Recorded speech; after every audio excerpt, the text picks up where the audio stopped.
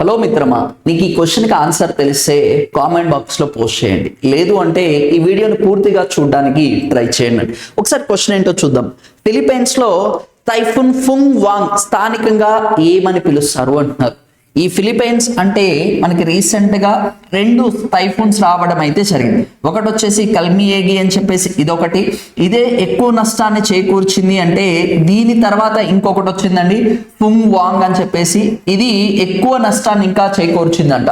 2025 సంవత్సరానికి సంబంధించి చూసుకుంటే ఓకేనా, ఈ టైఫూన్స్ లో ఎక్కువ డ్యామేజ్ క్రియేట్ చేసింది అంటే మనకి ఫుంగ్ వాంగే ఉండడం అయితే జరిగింది ఫిలిప్పైన్స్ కి సంబంధించి. అప్పుడు వాళ్ళు ఎమర్జెన్సీ కూడా డిక్లేర్ చేశారండి.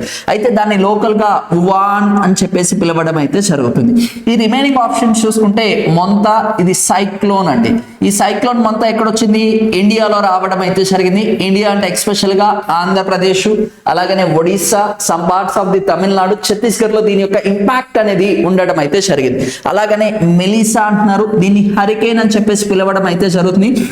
ఇది మేజర్ గా జమైకా కంట్రీలో రావడం అయితే జరిగింది. సార్ ఇక్కడ ఏంటి డిఫరెంట్ నేమ్స్ ఉన్నాయని చెప్పేసి మీరు అనుకోవచ్చండి.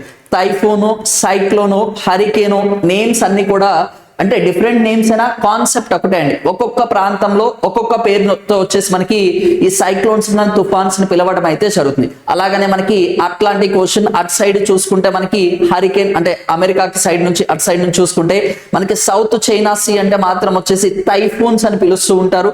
ఇండియన్ ఓషన్ అంటే సైక్లోన్స్ అని పిలవడం అయితే జరుగుతుంది.